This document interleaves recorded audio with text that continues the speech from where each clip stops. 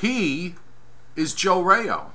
And he is Joe Cioffi. And this is the Joe and Joe Show.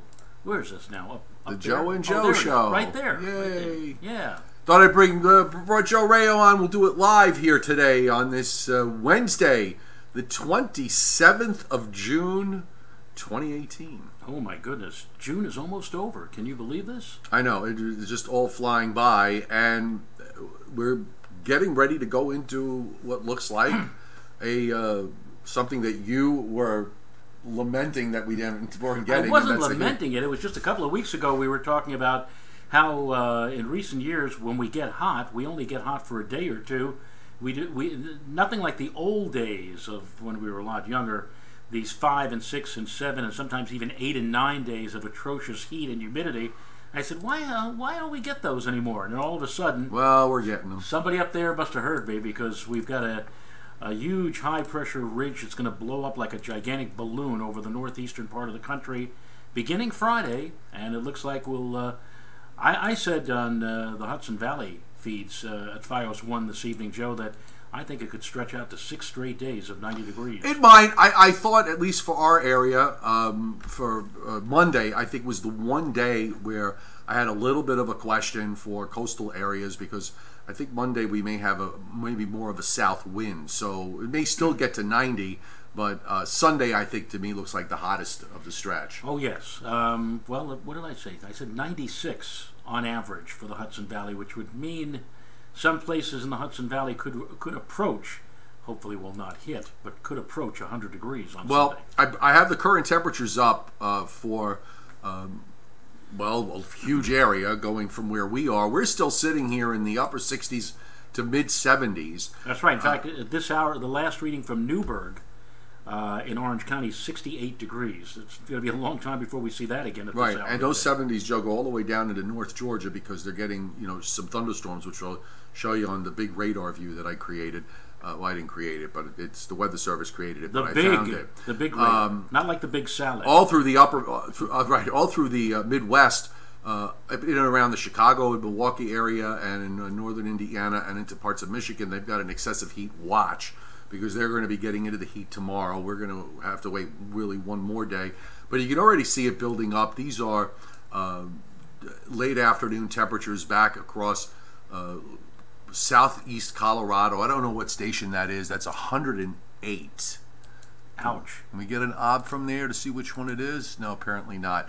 101, 102, a lot of hundreds in northern Texas into Oklahoma. Sometimes if I can get a little closer, I can... There we go. That's Lamar Municipal Airport is 108. And that's La Junta Municipal Airport's 106. Let's see, which one is this one in Oklahoma? I see Amarillo's 100. Yep, that they are. Nope, Nawab coming in from there, so I'll have to get a little tighter. Let's see if we can get it down. Yeah. Oh, I got to center that mouse just perfectly to get it to pop up right. Yeah, that's Amarillo at 100.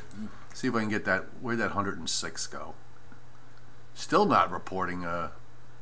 Altus Air Force Base in Oklahoma at 104. So, I mean, the bottom line is it's hot.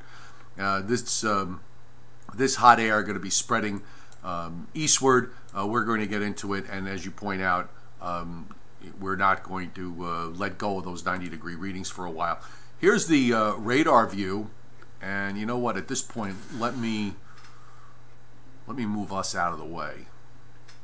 Put us in a little more innocent spot. Okay. Yeah. But you've got this warm front is coming up here into the northeast, and the first band of showers that's lifting up to our north. When we say our north, we're down in this neck of the woods, down in southern areas of the lower Hudson Valley, and we basically cover eastern Pennsylvania to southern New England and everybody in between.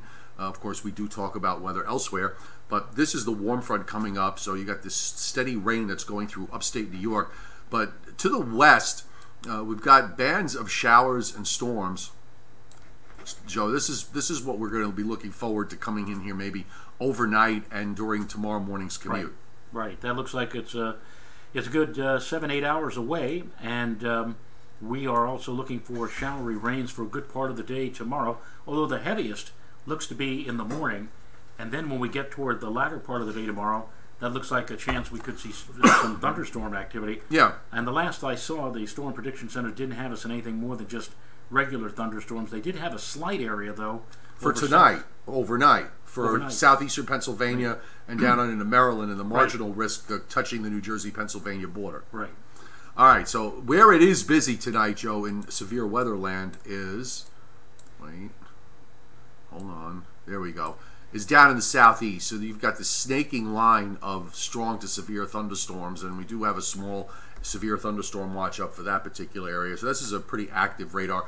By the way, as always, when you see these radars and satellites and the temperatures, just bear in mind, we are right now at 6:22 Eastern Time. So if you're watching this on a replay later tonight, these radars are obviously dated. So please check with your local National Weather Service office at weather.gov to check out the latest radars and any watches or warnings that are up for your area.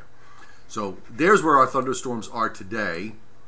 Not too much going on elsewhere, though, Joe. Looks pretty quiet. They're just broiling out there in the west and nation's midsection. Yeah, a little bit of shower activity up in the northwest. Some showers off of Southern California, oddly enough. And a little bit of shower activity in New Mexico, and that's just about it. So I think we could probably jump at this point to take a look at what La GFS is doing, among other things. And we've got, our warm front comes through here and up and out. Looks like some significant precip up for New England, where it's been dry in some places, and that might play a role in the hot weather this weekend.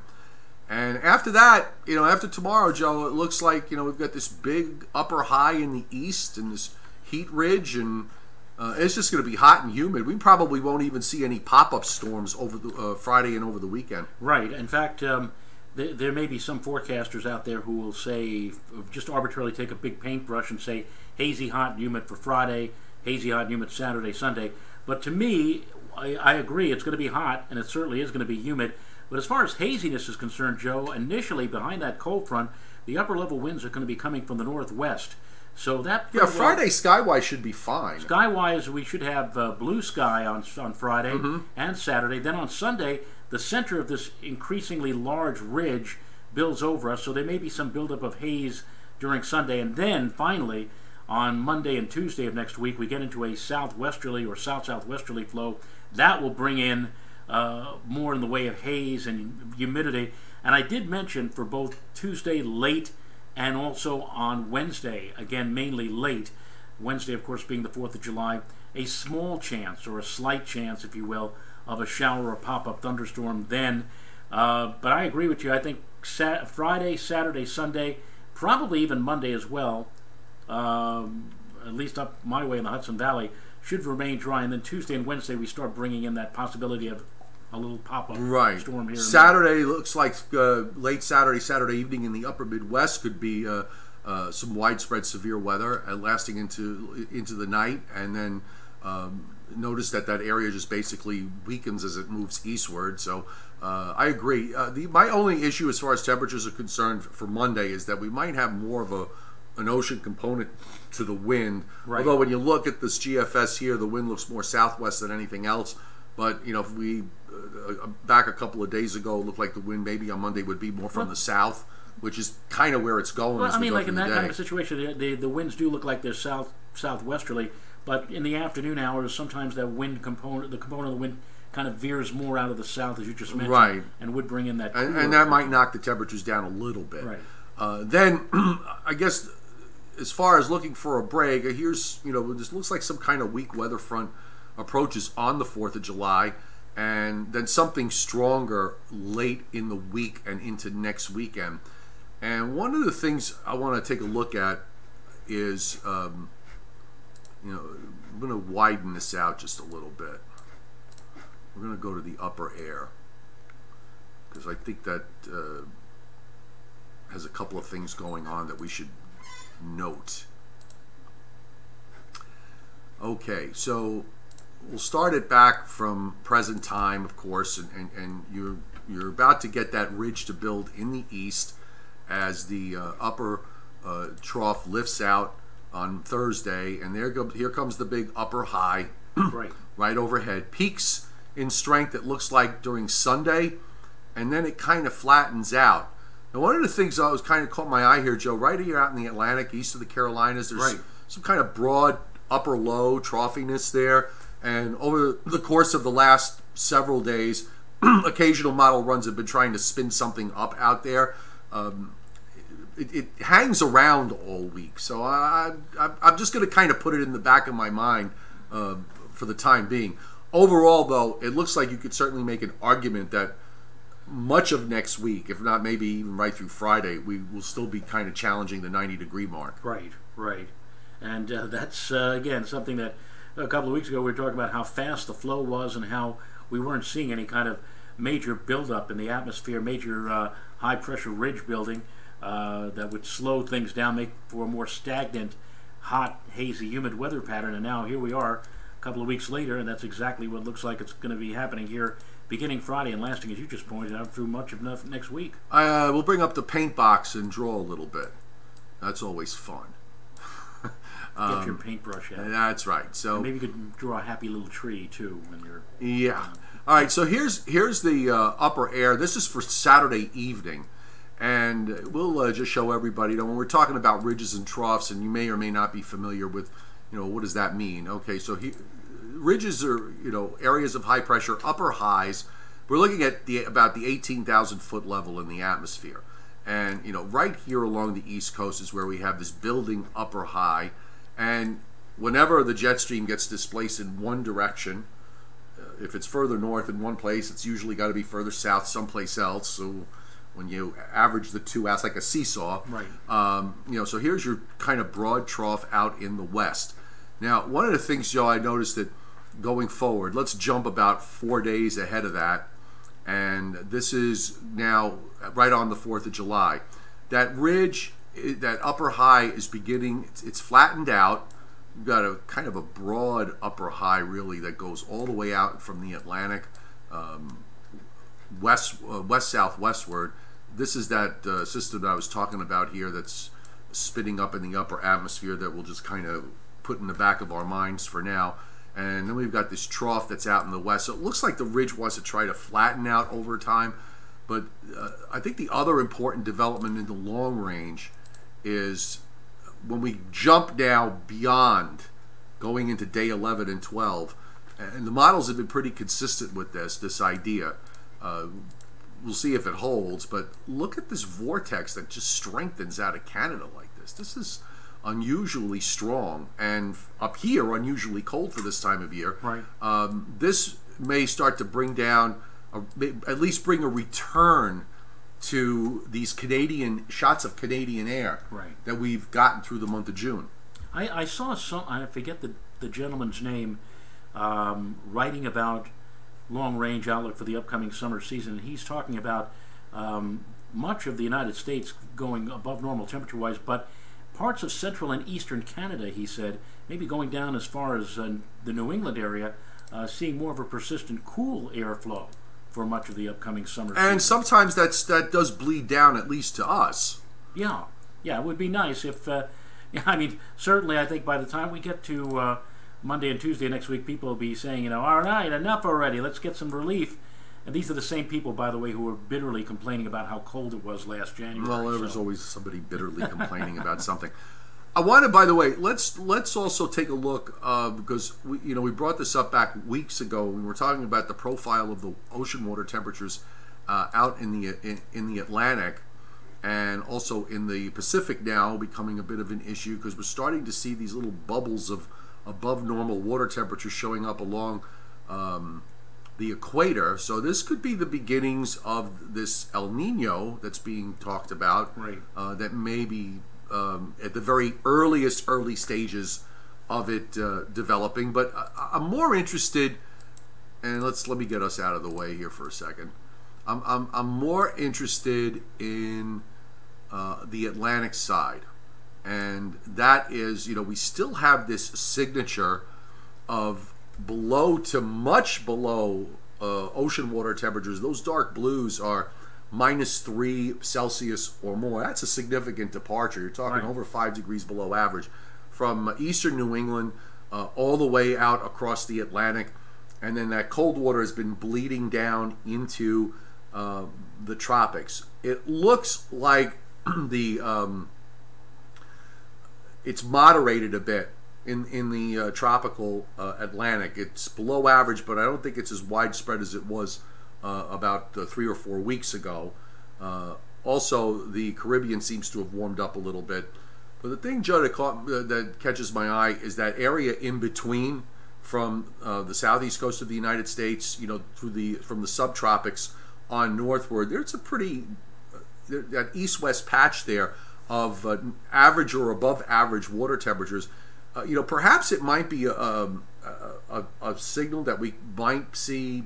I mean, we're theorizing here, of course, that tropical storm formation, we may get more of these sort of what we call homegrown types, forming further north, rather than looking at the classic Cape Verde storms like we had last year. Maybe this year we're going to see them form basically north of 20. And then we go back now to that system that you've been referring to in the Atlantic Ocean these next week or 10 days, and that might be an artifact, perhaps, of a little pool of warmer water or above normal water. It could be, and we're into early July. If it was, I could remember, and I could remember going back for a number of hurricane seasons when you and I first started. We used to get a lot of these upper lows that used to drop out of New England and then drop southward off North Carolina and cut off, and then they would just sit there for days and days and days, and gradually you got a low-level circulation that would form, and that they would begin and would evolve into a tropical storm. When Joe and I started out, if you go back and look at the records in the 70s, there was a long period where there were very few storms that came off the Cape Verde type storms. There was kind of a drought for about 4 or 5 years. Yeah, it was something. We say, wow, just like the classic textbook Cape Verde storm may have been classic, but it was also very, very unusual to see back then. And now, of course, it's now it's like it's very commonplace. So let's jump to the chat board. We've got a nice crowd of folks here tonight. Israel de Freudiger, good to see you, Israel. Rounds of showers and storms. He wants some strong storms for Lakewood, New Jersey, which is, if I remember correctly, is in Monmouth County. But you kind of outlined before. We get some stuff overnight, maybe tomorrow morning, and then maybe another shot for something late in the day. And tomorrow morning, keep this in the back of your mind for traveling for the morning commute. If we do get a few local heavy downpours, there may be some localized flooding concerns, and especially so up in my neck of the woods of the lower Hudson Valley, where virtually every major roadway is adjacent to a major body of water and tends to flood out at the drop of a hat. So tomorrow morning will be a rather interesting one to see what happens in light of the threat of possible showery, heavy type rainfall. Our logo, by the way, gets the approval of Delvin4519, our daily viewer from Boston. Thank you, Delvin. I've known Joe. I saw the question. Joe and I go back 40 years. 40 years. 40 years. Yes, exactly. I first heard Joe on radio. I mentioned this back in the wintertime. But Joe was an intern at the National Weather Service Forecast Office when it was at Rockefeller Center. And I heard him on the night before the blizzard of 78 doing and I believe you were reading the discussion was written by Joe Harrison, right? Or yeah, it was Joe Harrison. Yes. And Mr. Harrison, I would presume now he's long since retired or whatever. God rest him. He was a good man. But when you when you read off of Joe Harrison's discussion about the fact that the Weather Service was going for at least 12 inches or 12 or more inches, that was unheard of. That was unheard of. Believe me when I tell you that those of you who are not old enough to know, I mean, now it's 6 to 12 inches, 8 to 14. Back in the day, back in the 60s and 70s, if you heard of the potential of any kind of heavy snowfall, they'd say like 4 or more inches, and usually what ended up happening was they would up and up and up and up because they would try to catch up with the storm. But to actually go right off the bat and say 12 inches or more. And in fact, we had a storm, you remember, 2 weeks earlier. Yes. And that was a surprise. And we got like 15 inches in New York City. That ended the drought of no 1 foot plus snowstorms going back to 1969. But the thing that really hit you right between the eyes in that discussion was, in talking about the blizzard of 78, he said if it only reaches part of its potential, it'll easily match the storm of January 20th. And that just blew me for a loop. Yeah. Johnny Quest makes a very good point. We were talking about this on and off the last couple of days. Some areas that have gotten a lot of rain, but particularly across Virginia, West Virginia, those areas that have gotten so much rain over the last 5 or 6 weeks, the soil moisture content there is very high. That actually could knock the temperatures down a bit. And on the other side of that, in parts of interior New England that are bone dry, could wind up in the other direction. Right. I think for here, we're kind of I didn't look at anything regarding soil moisture. I'm guessing that the soil moisture content here is about where it should be this time of year. I haven't looked at the Palmer index. Right? Yeah, I haven't either. Yeah. So, assuming that that's correct, the amount of rain, and when you think back to some of the hot years that we've had, the ground gets baked, it's bone dry. That just adds to it, and we don't seem, at least for where we are, we don't seem to have that bone dry condition. But definitely, soil moisture plays a big role. And we're gonna need this moisture coming up for the lawns and overall here in the tri-state area, because after we get past tomorrow, it's going to be bone dry here and hot too. Friday, Saturday, Sunday, and again. Monday too. Maybe Tuesday and Wednesday we'll start getting some pop-up showers and storms, but that's like 4 or 5 days of extreme heat. Israel points out that at least in South Jersey that the soil moisture is slightly above average, and we're certainly going to be getting some whatever downpours we get tonight.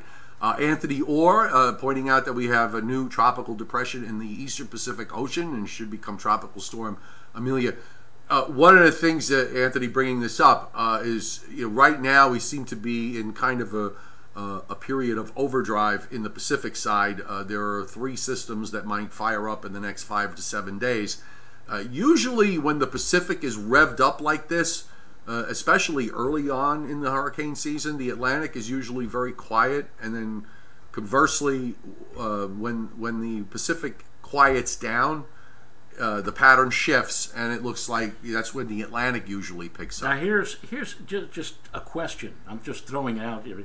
Why is it that when the Pacific is overly active, as we're seeing now, Amelia would be what? A, B, C, D? It would be the 5th. It would be the 5th storm, and we're not even out of the month of June yet. Right. So why aren't we hearing, people, the global warming people saying, you see, look what's happening in the Pacific, all of these storms, and the Atlantic has been very quiet. But if the shoe were on the other foot, and if this were our 5th tropical system in the Atlantic, you'd be going crazy. Everybody would be running left and right or whatever like that. I don't understand this. There's so much focus on the Atlantic. Let's call it selective outrage. All right, and leave it there. Johnny Quest, who is in Western Virginia, and he's been pointing out just how much he's been absolutely deluged with all the rain that he's had. It's in feet. Soil moisture in Virginia, very wet. Farmers still having a hard time getting in the fields.